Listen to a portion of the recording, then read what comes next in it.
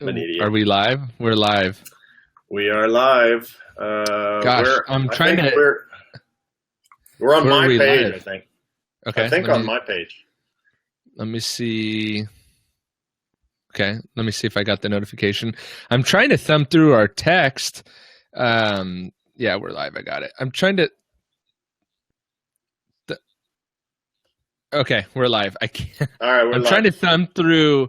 I can't listen. I can't watch it on my computer because I get the noise. But I'm trying to. I got a joke in here. I'm trying to thumb through our text to see what we were going to talk about. But you sent me so many naked pictures.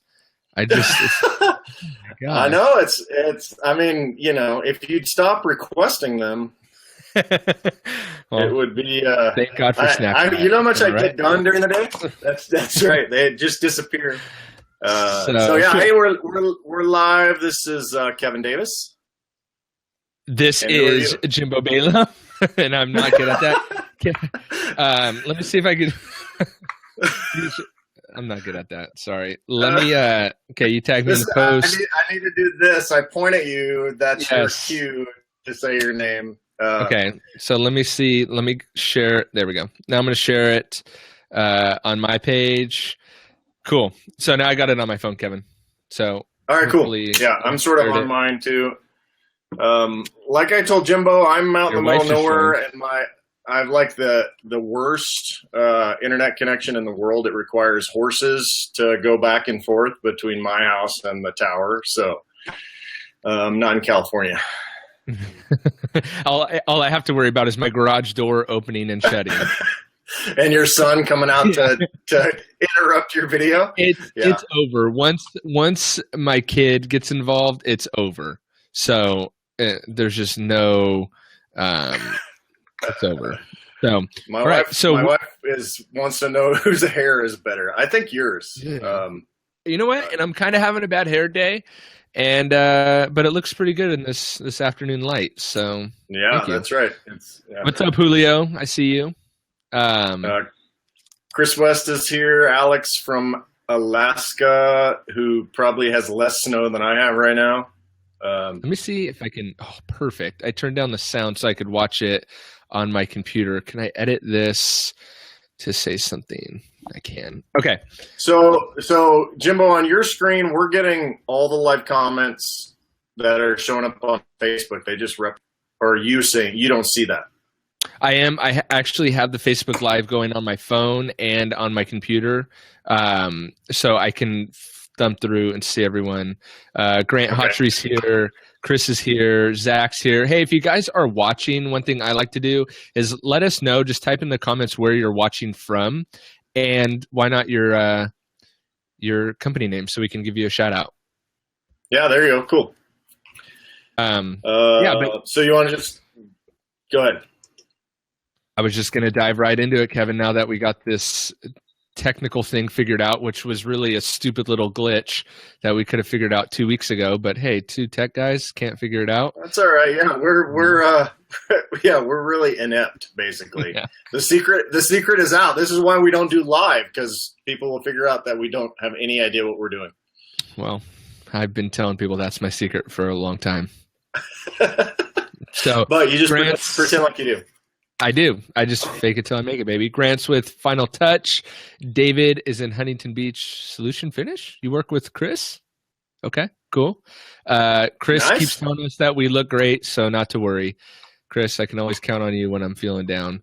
Alex Dublin is in the North Pole, Torque Performance. And Kevin, he wants you to know that they only have 3 feet of snow. Oh, good. Well, that's awesome. Is Kenneth your neighbor, Kevin? Evidently, he's my stalker. So that's hilarious. Cool. So let's get into it. You wanted to, well, not you, but we were going to talk about, and yes, I'm guzzling coffee at 1:30 in the afternoon. Nice.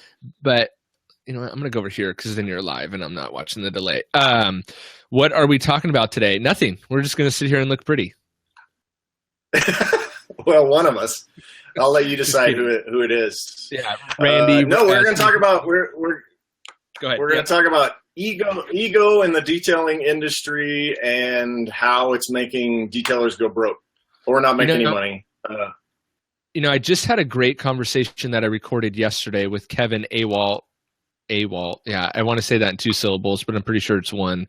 And his episode's going to go live on Monday, so I don't want to give too much away for that because it's a really great episode. But we talked a little bit about ego and how it's just so destructive. And so, yeah, it was kind of timely that you brought this up as well, Kevin, because the ego is so rampant in the detailing industry, and it's also so frustrating, that guys let their ego get in the way of not only making money, but severing relationships with people that don't even pay their bills or matter. Yeah. So, I mean, we're talking really about 2 things, right? Like we have the Facebook ego, which is the keyboard warriors kind of thing. I mean, that's a whole other issue. We've talked about that before, but, and then we're talking about allowing your own personal ego to drive the way you run your business, right? That's what we were talking about a little bit earlier. Mm-hmm. So like in that vein, mm-hmm. Well, I mean, obviously everybody knows about ego on Facebook, right? Everybody thinks they're the best. They post, and I think I've said this before, the one Ferrari they did 5 years ago, and then they keep reposting it, in every opportunity they get. But, and that's what affects relationships. That affects our industry in a very negative way all the time. If you spend much time on Facebook at all and you haven't unfollowed everyone yet, it's just it's a lot of hate in our industry actually, and it seems to be getting worse. Why do you think that? Because this is something that I've been this is kind of something that I've been playing with. Maybe it's every industry, and it's just because we're in this industry that we realize it more. But why is there so much ego in this industry? Is it because it's 95% male and that's just what guys do? Could be. That's testosterone poisoning, in other words. Yeah, hashtag that. Could be that. But I've been trying to think, like, why do guys, or maybe because detailing is such a passion play that every time someone says something negative about someone else's work, it they take it as personal.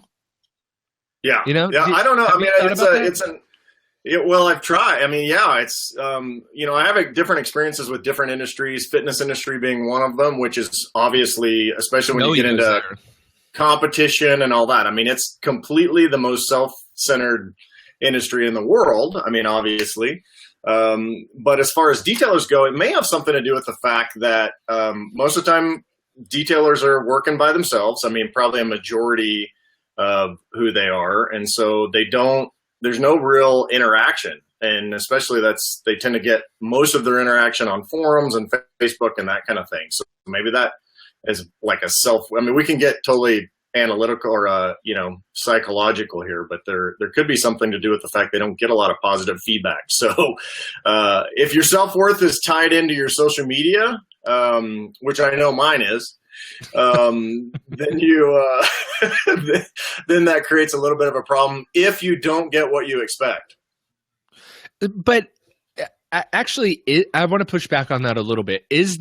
Sure. Are they not getting a lot of positive feedback? Because for me in my own business, I get positive feedback all the time. Like, it brings the thought of instant gratification, to a whole new level because I can deliver for my client and they're out there drooling over it. So I get a lot of instant gratification and good feedback, Well, I mean, I agree. That's from the customer standpoint, but it's I don't know if there's something where I worked in the corporate world for like 10 years. And so you have that daily, you have stupid corporate meetings, you have interaction with the people in the office next to you, cubicle next to you, whatever. So you're constantly getting that feedback. Okay. And so within our industry, as far as peer-to-peer type feedback, for most people, I think it's Facebook and social media in general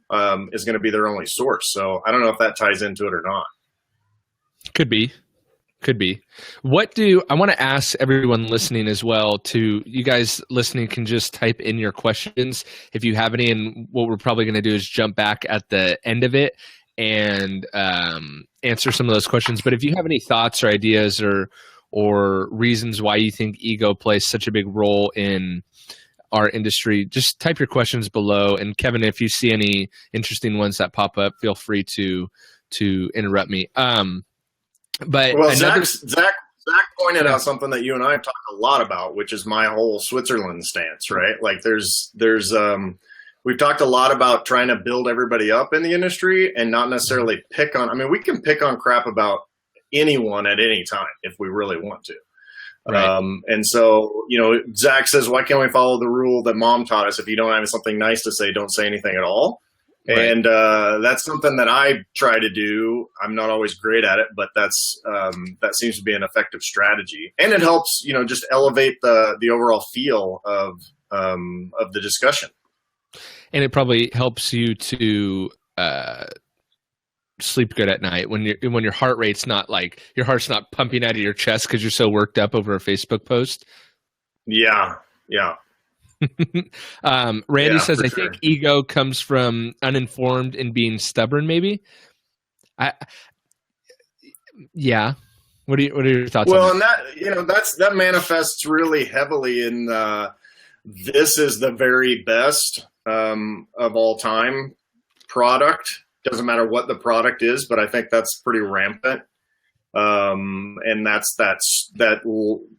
and granted, we all as marketers, as business people or whatever, we want people to believe that our product is a great option, is the best option for them. I personally, that's not necessarily true. Like, I want everybody to have a Detailer's Helper tool belt, but if it doesn't work for your workflow, if it doesn't work for your business, then don't buy it. I'm not going to say that it's the absolute only, the only option out there. But I think so many in our industry are basically like, this is the best. And not only this is the best, but every other option is complete crap. Like that's like the caveat that so many people give. Yeah, I've seen it. It's funny. I've been thinking about this lately, is that before I started the podcast, I wasn't involved at all with the online detailers community, like at all. I was maybe in one or two detailing groups, and then I just decided to start this podcast thing. So that opened me up to this whole online community of detailers. And the first thing I realized was that a lot of the stuff guys were talking about online didn't really apply to real world detailing, I thought. So maybe to that guy's point, a lot of it comes from people not being confident in their own shell. And so they're just lashing out at people. But I had another thought. Do you listen to Gary Vaynerchuk at all, Kevin? I have, yep. So a lot of the things he talks about, or one thing that he keeps kind of hammering home right now, is that he wants to build this tallest building in town, right? But his viewpoint is to build the tallest building in town, he doesn't need to like essentially crush all the other buildings, right? So right. Yep. I apply that to the detailing industry, and it kind of confuses me why people think that they need to belittle other people, so that in belittling other people, it's making them better.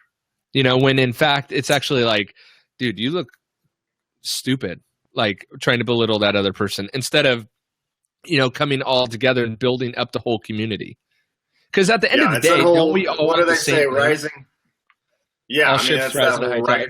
Yeah. There you go. Right. Yeah. All, a rising tide lifts all ships, or whatever that too. Right. So, logical thing. Yeah. So that's one thing. And I'll be honest, I've got into a couple heated arguments on Facebook, and then I look back at it now and almost like laugh, like, wow, that was like what? It's almost like trying to convince someone that they should vote for the other political party that you're opposed to through a Facebook post. Yeah. It's like who are you gonna I make all my voting decisions based on random political posts on Facebook. Right. Yeah. Yeah. So, Rolando says, I noticed on rainy days and during the winter, this is funny, the bashing increases on Facebook. Can we chalk it up as envy? It seems like those with slow weeks bash the busy companies. Anyone else notice that? That would make sense, and it would kind of play into the whole thing that we're kind of talking about of like, the guys that aren't confident, the guys that are slower, the guys that aren't, hesitant to say as successful, but maybe don't have as full of a schedule. The ones that are insecure are the ones that are lashing out, and doing that. Well, and they have more time, right? I mean, if you're on it, but at 10, 2, and 4, that was a Dr. Pepper thing back in the day. Anyway, was it? Like tagline. Or? Dude, I'm not that old. You suck. But like if they're on all day long, right, then clearly their schedule is not as busy. Unless these are people that are professional detailers. Obviously, I'm on all day long, but it's pretty much what I do all day. So because you're an internet guy. Yeah, I'm an internet marketer, basically. That's what I do. So yeah, I think that makes sense. That if they have the time and if they're not as busy, then they're going to notice other people that are. Kind of another hot button topic that you brought up in the text, but I've been thinking about it too a lot lately, is overspending for equipment. Yep, buying every new possible thing. Yeah, and I wish I could remember the quote that I heard the other day. It actually applied more to like day-to-day life, but basically what it was saying was it's actually harder to work with less than it is to work with more. So the less equipment you have and the less products you have, the more you're forced into make what you have work versus have like every single product for every single possible situation that you could ever come across. Now, I think there's a balance in there, and I don't know how you feel about it, Kevin, but I try, in my personal detailing business, I try to have as minimal amount of equipment and chemicals as absolutely possible. Yeah, that's just an efficiency thing. I mean, we were all guilty of it. It's like, oh, well, this polish might work better, but as it turns out, it doesn't, or whatever. But then you need to get rid of that stuff. I mean, whatever, basically, Tim Ferriss talks a lot about this minimum effective dose, right? Mm-hmm. And that applies to business and exercise and food and whatever. It's basically whatever the least amount of work required, or in this case, product or tools to accomplish what you're trying to accomplish, which is, I hope, be profitable, right? And mm-hmm. So that's your tactic is exactly right, to where you want to minimize everything you have down to the point where everything I use has a specific purpose and it contributes to my bottom line, versus I just spent, $1,000 on new chemicals so I can try them out. Chris says he has 5 days. Yes, all this pertains to, unless you're looking at buying a detailer's helper belt. That's right. And then definitely. Well, you should see Chris wear it. He's got like one over his beard and his neck and his chest. I mean, it's ridiculous how he wears it. But pretty soon he's going to have to tuck his beard into his belt. Yeah, that's my next new bag. So to kind of wrap up the ego thing, I think Paul or Nicole Rhodes says it the best. I wish people could be happier when they see others doing well. I love seeing those around me doing well, and brings him joy or her joy. Isn't that how it should be? And I don't know. Look, we're not coming on here to try to solve any issues or problems or whatever, just a topic for discussion. But I just wish other people could be happy with other people's success. Yeah, I mean, I think that applies in life. That applies no matter what you do, because I'm not a woo-woo guy, but there's a certain amount of energy that can come into your life, and what you give to other people makes a difference. And if all that energy is negative and you're just pissed all the time, which I admit on a very cloudy, snowy day in the middle of what is February? I can be that way here, but it's not. It's almost March, Kevin. Keep your head up. That's right. Almost there. That's all right. Only 3 more months of winter for me. Thanks a lot for reminding me. But no, I totally agree. Like, that's just a life skill that I think if you look at the people that are very successful in our industry, for the most part, that's how they are. I mean, Mr. West is a great example. I mean, if you guys have an opportunity to talk to Chris West, and I'm just singling him out because he's here, but there's tons of guys like him, but he's always willing to help people. He's always positive. He never has a bad thing to say about anybody. I mean, that's just, he's a guy. Yeah, he's a good dude. And there are tons of people in our industry, but I think if you notice the most negative people that are more attack oriented versus the people that are more lift you up kind of oriented, I think you'll see the difference between their level of success, not only in business, but in life in general. I've noticed the guys that are really on the attack, they fizzle out super quick. Here today, yep. Gone tomorrow, see you later. You know? Yep. Zach has a good question. He even thought so. He says, now I have a great question for you. So no ego in there, Zach. Just teasing. Wow. Let's go ahead and demean our viewers. That's awesome. Yeah. Nice job. Well, what do you feel determines success, and what is considered success to you guys? You want to go first, Kevin? Stuff. And stuff makes you happy, right? That's more stuff. No, I mean, right. More stuff. No, I mean, I feel like I have lived my life right now. That I know, Zach, success is with you, bud.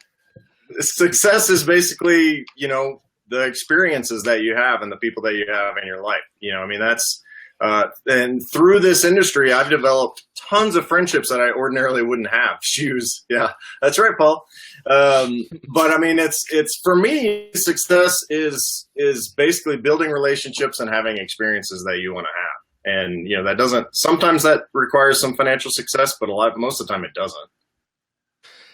I think I consider success. I think there is no one definition for what success is or what successful means.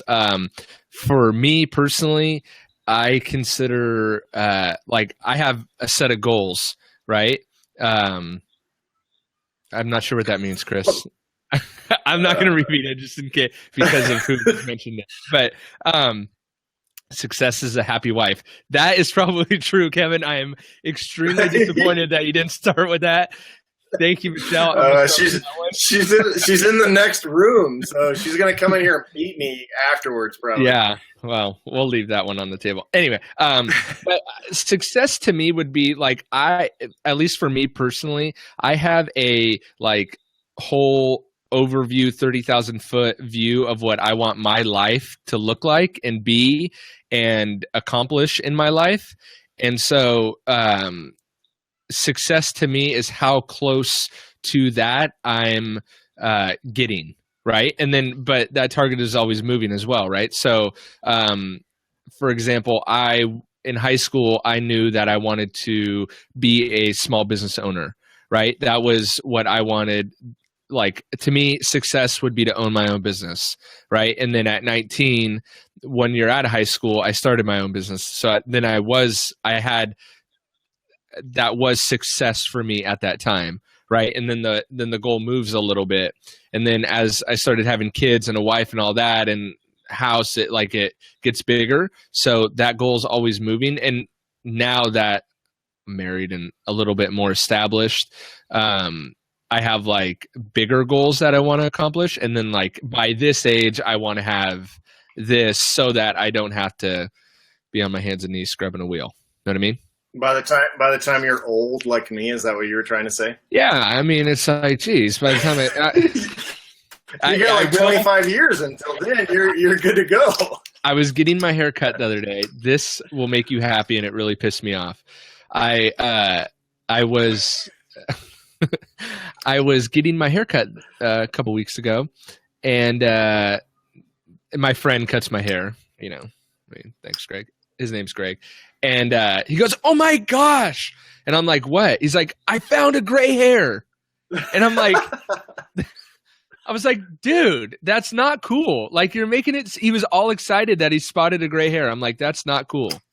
Nice. So well, just there's a reason I'm clean shaven and I keep my hair short because that keeps me looking, a little bit younger. And Botox injections and all that helps too. But so hey, Botox. did you? So yeah, I think that. I think that answers the success question for sure. It's definitely a moving target, but I think if your level of success is based on how much money you have, you're totally screwed because you will literally never have enough. And I think other people say that too, but there's still so many people that are very focused on financial success as their success. And I mean, even in business, obviously that's an easy to measure metric, right? In our businesses, but even in businesses, I think that's the wrong approach in terms of what you're trying to accomplish. Yeah, I think I think to have a monetary goal is not a bad idea, but I think to, like you said, measure success. Oh, look at that. Michelle just said Kevin does get Botox. Wow. I think she said not, but that's okay. I can't read. Yeah, you can tell. See all this? That's how you know, because I can actually move my eyebrows. That's how you know I don't have Botox. It's like me and Kevin talked about the cheeseburger theory, and it's like you got a cheeseburger on your forehead. Nice. That was a bad joke.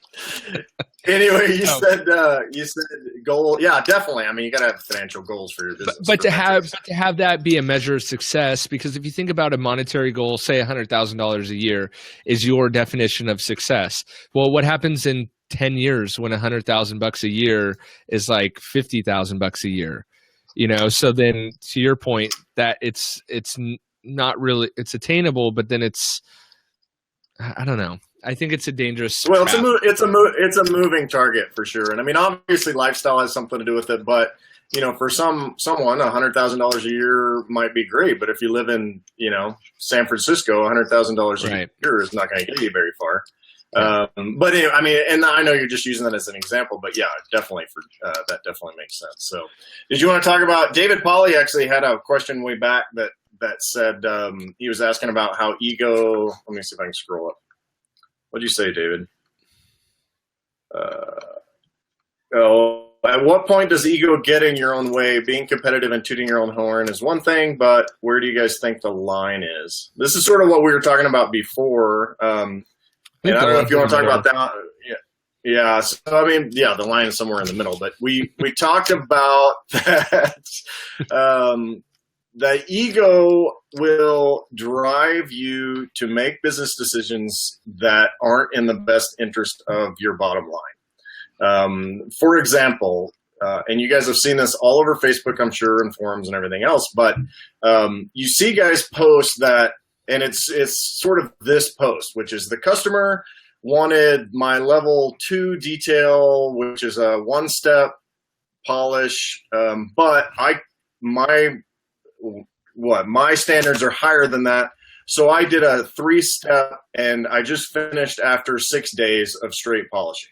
Mm-hmm. And so you take a guy that just got paid $200 for a 1-step or whatever he charges, and now he's upside down in labor by $2,000. And I think that's a big problem from what I see. Yeah, it's just, and I think this goes into one thing that I'm really fascinated with right now, and it's really understanding like key terms that my customers throw out while I'm doing a vehicle evaluation or just talking to them. Because what does everyone do? Every customer calls and goes, well, how much for a detail? And it's like, well, geez, guys, like, could you give me a little bit more? So instead, I see some guys take offense to that. Like, what is this person doing calling me, asking me how much? What do they mean, how much for a detail? And it's like, okay, relax. You are in business. Okay. Like, so what I've tried to do is like ask certain questions that the customers actually have really started to like because no one's ever asked them it before. Like, hey, I don't know, what year is your car? Here's one of my favorite questions. When's the last time your car's been detailed? Right? I love that one. And the customers love it too, because for me, it helps me gauge if they say, well, it's never been detailed and it's a 2002. It's like, oh crap. Okay. It's probably going to be pretty rough. Right. Or if they say, oh, I get it detailed every 6 months. My next question is, well, why don't you go back to the guy that did it last time? Or what did the last company do to your car? So, they shampooed the mats, they waxed it, and they won't have an exact idea, but a ballpark idea of what they had done. So then you can guess that that's similar to what they are looking to get again, right? Because they said, they got the mat shampoo, they clay barred it, they waxed it, maybe they did a 2-step polish on it, maybe they did a coating, whatever. And then it's like, okay, cool. And that, as the detailer, you could start strategizing what that car is going to need, but also the customer knows what they want. It's helping you formulate a package. You know what just got done. And then, I don't know, I'm losing my train of thought with these comments coming in, but does that make sense? Like asking certain key questions to your customer to help learn what their needs are and their wants are in a detail, and then formulating a package around that versus saying, I'm the detailer, I know best. My customers are blind when it comes to looking at their car. They want a, full correction, full interior. Oh, they only want to pay $150. Like, I'll do it anyway. Yeah, right. I mean, that's because the idea is, again, that minimum effective dose that we talked about. Like, how can I meet their expectations at a price that makes sense both to me and to the customer, and do that, not 5 hours more than that, and so that they'll be extra happy, which 98% of them won't be any happier than they would have been if you had not spent the extra 5 hours. Exactly. And Zach, Jason's good point. Perfect or nothing doesn't feed the family. Love that one.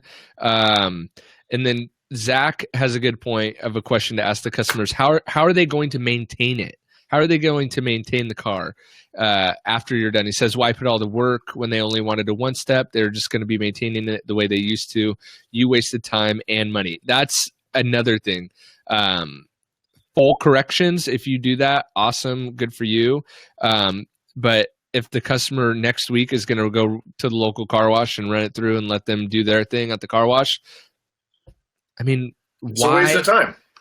And you could, I say that to my customer of like, why are you going to, perfect example. I got this older guy, he's got a brand new Audi and it's black, metallic black, and has some really light spider webbing in it, right? Not swirls, spider webbing.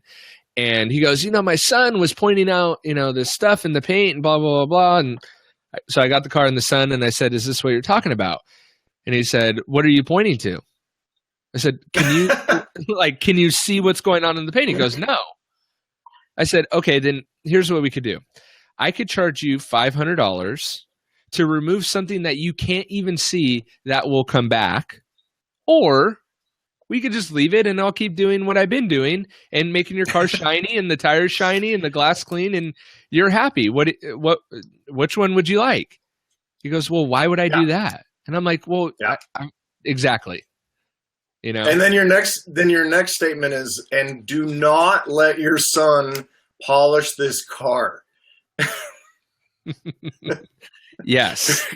Because he'd be like, yeah, Dad, I can get those out for you. Luckily, his son works for, right. Don't let your son do it. But the point was that, ask questions, because asking questions to your customer is going to help you be more successful as a detailer as well and be more profitable. Right. If you don't know the expectations, you don't know what they're, because either they have very unrealistic expectations and you can manage that, or they have perfectly reasonable expectations and are willing to pay for that level of expectation. Here's Jason brought up another good comment and something that I used to battle with a little bit.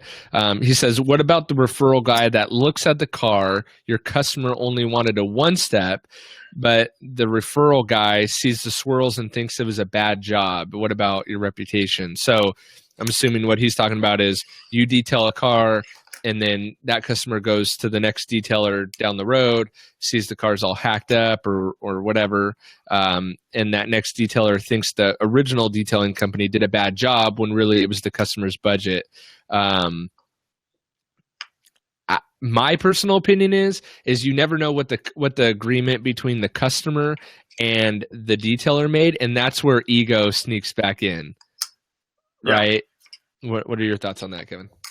Oh, right. Absolutely. I mean, first of all, that's the guy trying to show off and try to make a sale again at the expense of the previous detailer. I mean, like, if you're a professional and you're not trying to do that, which I don't think you should use leverage unless the guy clearly hacked the vehicle up. You know, I mean, there's a burn mark going across the hood or whatever it happens to be. But if it's just basic swirl marks, then that's where you say, hey, I can show you this, and then you have the same conversation, because you don't need to talk down about the previous detailer to have that same conversation that you just talked about, which is, do you see this, and what are your expectations, and this is how much it's going to cost, and this is how we get there. Because then once you say it's going to be $500, and he'll say, well, my last guy charges me $100. Well, this is why. This is what it looks like. Right. In order to get that. And it may be fine. It may not be fine. It just depends on their expectations again. Yeah. Paul says talking bad about another detailer is not very professional. Just stating what you can do for them is much better option. That's what happened. I just did I did a Facebook Live video probably like a month ago. I put over on my YouTube channel doing a Maserati, an older Maserati that had swirl marks. And this guy had it detailed at another shop, and they just put swirl marks in it, you know, and it was legit swirl marks, not spider webbing, right? And because even though detailers know the difference, they still use those terms interchangeably. Drives me nuts, but whatever. And yeah, I could have been like, oh my gosh, those guys are, so retarded. They don't know what they're doing. And instead I was like, hey, who cares? Let's just solve it. Do you have an issue? You want me to solve it? Let's just get it done. Yeah. Like, I don't care about your last, detailer that induced all this. Well, because ultimately one of the rules in marketing is that you can use other products and services as examples, but the last thing you want to do is have them thinking more about the last guy than they're thinking about you, whether positively or negatively, because then they start getting reminded that maybe he was cheaper than you, or maybe he sucked, and now they're just pissed, and they now form an opinion about all detailers based on that experience too. So Exactly. How long have we been going here, Kevin? I have no idea. I have no clock on my end. There we go. Almost 40 minutes. Is there anything 40 minutes, well. Is there anything else you wanted to talk about? I feel like anybody have any more questions? Yeah, we did ramble. We always ramble, but though. Anybody else have any questions is now a good time just to take a few questions? I would say let's just open it wide open. And if anyone has questions or has any feedback about the things we just talked about, Chris just keeps telling us how sexy we are. Thank you, Chris.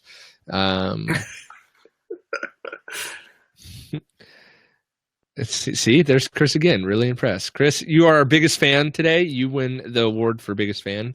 Thank you. Yeah, I'll send you a 6th detailer's helper. Yeah. And an invoice.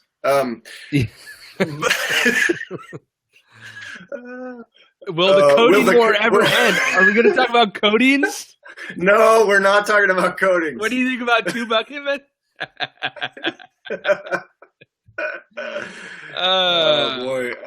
coatings. Go ahead. Go ahead. You talk about coatings.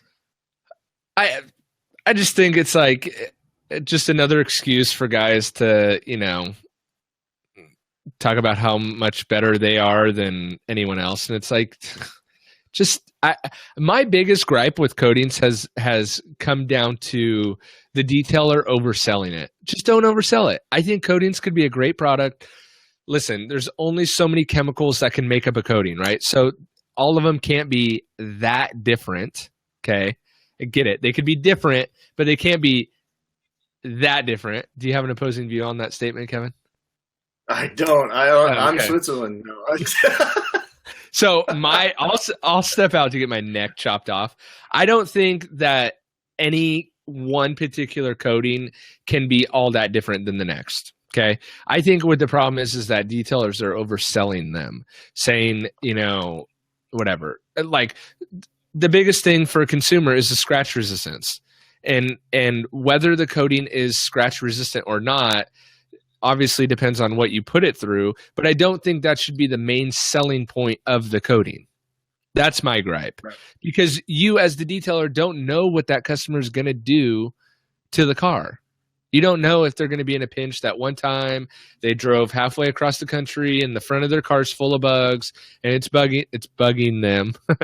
Pun not intended. Nice. And then, they decide to just take it through the drive-through place once because, hey, they have a coating on their car anyway, and it's scratch resistant, right?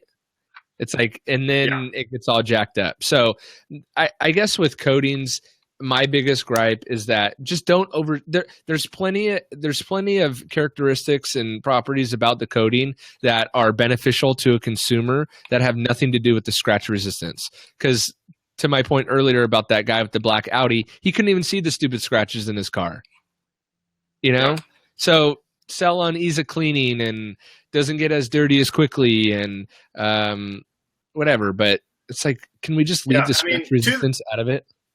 I mean, to that point, if they want to market it, they'll market it however they want to market it. I'm a marketing guy, obviously. My biggest concern is that we are using marketing language that is effective in the short term and detrimental in the long term. And that applies to so many things. You and I have talked about this before, maybe even on one of our podcasts, but I feel like at some point we're going to get into the undercoating products of the 70s with cars, and I wasn't driving back then, by the way, shut up.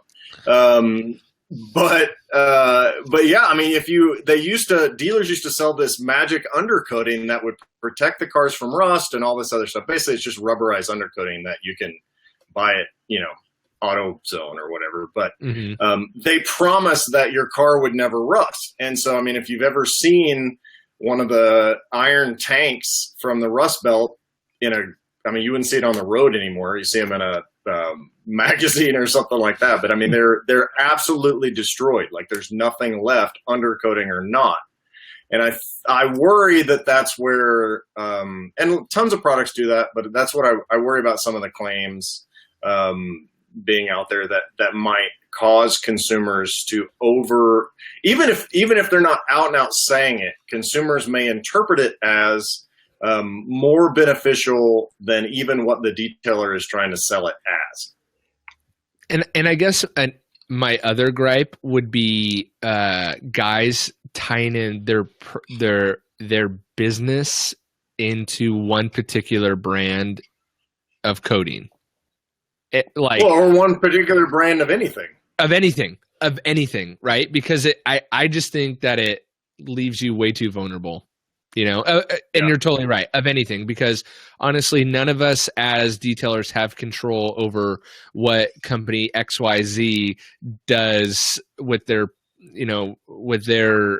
brand, right? So we're tying our brand into this other brand that we have no control over. And what if they do something like totally crazy and unethical, and then you got their brand all over, tied in with your brand? It could just...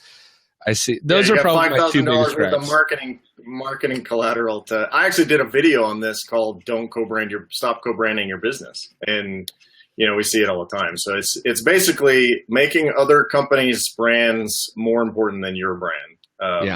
And being tied into specific people. But I think, do you have any more questions? Randy wanted to know, he said marketing. I just released an episode on Monday with Paul Frasco, who had some really cool like marketing piece ideas, was stuff that he would leave behind in the cars after he detailed them that were really, really not costly at all. So I would suggest that, Randy, if you're still on, that you go back and listen to that one. Floor mats that are branded, water bottles, stuff like that. I feel like this is going to be funny, Chris. One thing that disturbs me the most is when I see or read about my product and they overhype it, not good for the brand or its reputation. That actually wasn't funny, Chris. That was very serious. Thank you for that. No, yeah. But solution finish cruise can't. Yeah, but look at that from a guy who owns a product company. He doesn't even want his product overhyped. And let me tell you what, I was pumping Chris's product one time at a car show, and that stuff sells like hotcakes when you do a demo to people, and he doesn't even want it overhyped because it does reflect badly on the brand too, which goes into a whole nother topic of why coating companies would want to do that. But I think you said it best, that they're playing for the short-term gain. So yeah. Yeah, for sure. Yeah. Jason asked about PPF. I don't know enough about PPF to even. I barely know what it stands for. We should do a hairstyle video. I mean, we should do a video on like how we get ready in the morning. Yeah, I basically have a team of small mice. Right. That comes into my bedroom like Cinderella. It's pretty much exactly like that. Yeah. Step into your glass slippers, and then as soon as you don't even get out of bed, you just sit at the edge of your bed and let your team. Yeah. The little bluebirds come in and pull the covers back, and then the whole thing starts. It takes about an hour and a half, but it's okay. We're going downhill. Yeah, we are. So any other did you just flex? I missed it live and saw it on my phone. Did you just flex? No, I didn't. No, I did not flex. What do you mean? This is my office over here. Yeah. It looked like you just flexed. No, I did not. I did not just flex. Kevin, what's over your left shoulder? Nothing. What? Over my left? This? Is this what you were talking about? Yeah, what is that, Kevin? This is so this will I'll do a video, or I'll do an announcement. Wow. Is this a world today? Exclusive? We actually world exclusive for this live broadcast. So this is my micro polisher add-on bag for Detailers Helper. So due to copyright and brand trademarks and registered trademarks and all that, so we're calling it that, but it does perfectly fit the Rupus Nano. They have not endorsed the product, so let me make that very clear. But yeah, we've got that out on the site. So if you guys are using those smaller polishers, or you just need something that's an in-between size bag for tools or whatever, it's perfect for that. So does Marty already have one at some point? Marty was one of my testers. So Marty got, well, he lives locally, so I didn't have to ship it to him. Yeah. He has one of the original prototypes I sold. When I prototype these things, I actually sew them myself. Wow. So believe it or not, the mice do it. I'm lying. But the bluebirds. Yeah, the bluebirds and the mice do it. So yeah. So anyway, we'll put that. I'll have that out on my Detailers Helper thing and share it around a little bit. So if you're interested in those, what's going on with the auto detailing podcast? So the auto detailing podcast, I actually have some super exciting stuff in the works that is like 50-50 if it'll work out or not.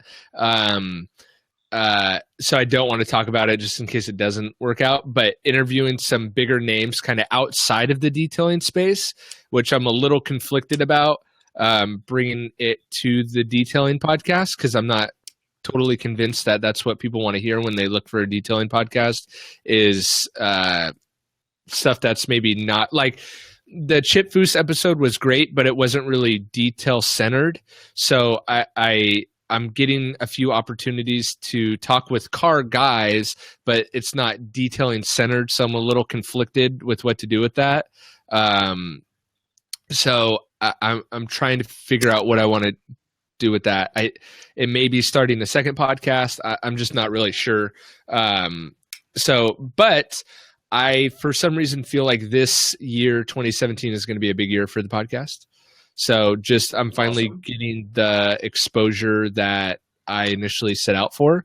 So, but nothing as of yet I guess Chip Foose was like, that's a pretty big deal. Yeah, I was pretty stoked for that, and especially to sit down and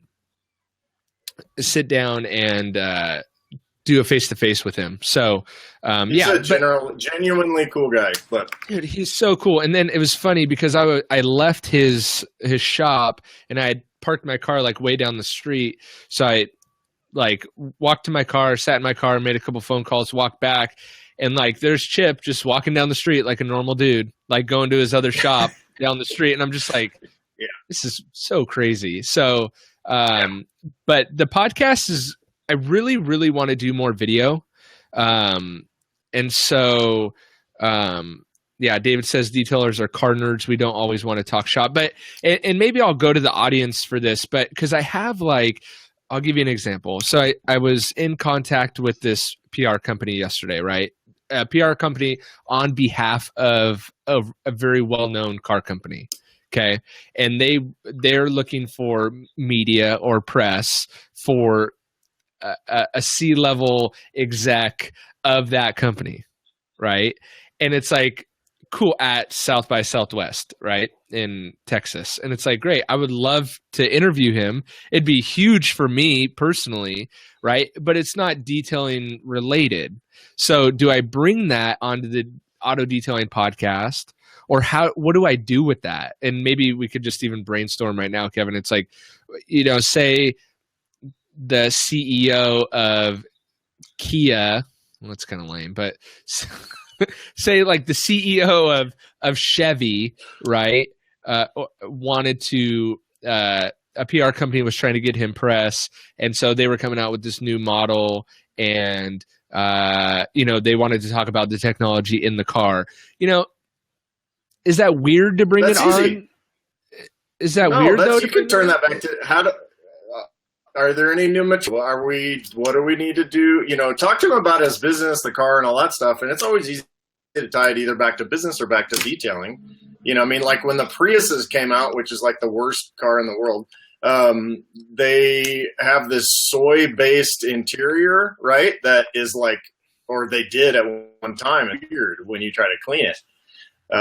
So there might be something there, and you can prepare the PR person for that ahead of time to say, hey, I'm going to ask these questions. Okay. So make sure he knows the answers. And so, but I mean, I think most of the people that are listening to your stuff are either detailers in business or, people that are interested in being in business at some time. And so any, other, makes sense. We can, this thing Michelle's going to be doing with Bogey from All Girls Garage.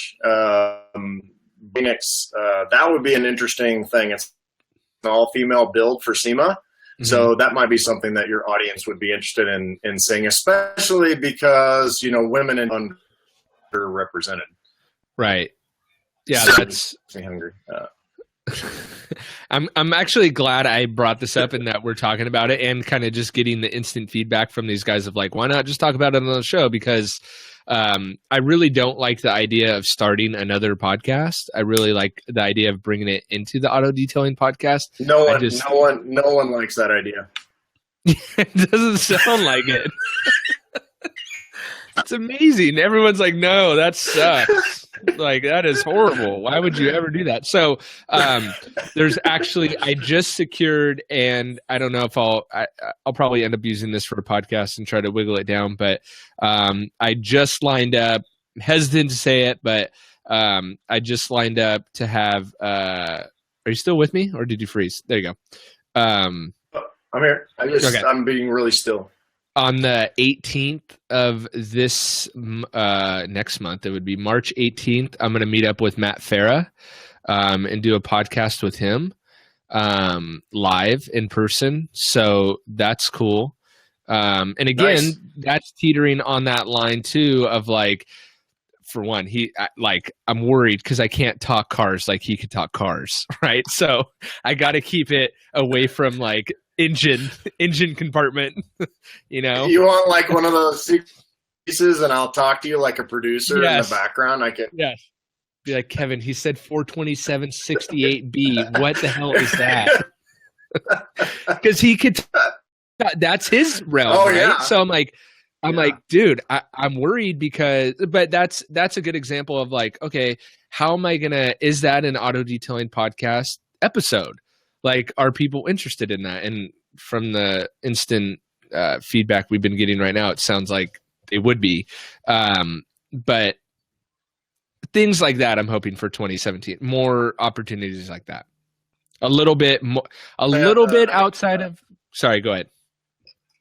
Oh, I was just saying, yeah. I mean, it's all related. People want to hear about business and personalities and cars, especially. I mean, you've got auto in your podcast. We deal with cars all the time. It's perfectly reasonable. I think any business person would be reasonable. I mean, you're not going to do a cooking episode, but I think that, I think you're saying. No, and it's all going to be. Ray. What's that? Ray as a guest, unless she has cool cars. You never know. So, but yeah, I guess what I would like to do is like just level up a little bit and to like go one realm outside of detailing. Not that there's anything wrong with the detailing space, and I'm actually really excited about some of the interviews I already have recorded that are coming. But just kind of start incorporating guys that are one realm outside of the detailing space. So. Right. Yeah. Well, we've talked about even my own, the Detailer's Helper stuff. I kind of ran out of topics. So, every once in a while I'll have one that comes in and all that, but there's only, so many different. I just don't want to be boring. I don't want it to be a boring show. And I also don't want to regurgitate what other people are already talking about. I don't want to be like, oh, I saw so-and-so put out a video on this. Let me just do a podcast episode on that, And that's one thing that I've always kind of prided myself on is, even though there's that quote of like, what is it? Good people create, great people steal, or whatever. And it's like, I hear that, but I've always kind of like, puffed up my own ego a little bit, knowing that I never go onto YouTube and search detailing topics and then do a podcast episode on them. Everything is like, I just thought of it, Yeah. So. Yeah, for sure. And I mean, I may be regurgitating, but not intentionally, right? Not intentionally. That's the secret. Thanks for calling me out. Yeah, I don't know. I mean, like that. But yeah, podcast. And detailershelper.com. And so, yeah. You cut out a little bit. So it was autodetailingpodcast.com and detailershelper.com. That's right. A little bit of a plug for both of us, but cool. Yeah, detailing seasons coming up are not currently in your business. Time to get it going. I don't know why I'm shaking the thing, but you're just playing with your doggle. Yeah. That's all live, baby. Playing with his doggle. There you go. All right, guys. Well, I'm assuming that's probably. So do you guys want us to do this again? I think it was fun. Jimbo and I always have a good time. Most of we have so much off-camera stuff that we should just start recording as soon as we start. That's usually the good stuff. Yeah. Cool. Thank you so much. We'll talk to you later. See ya.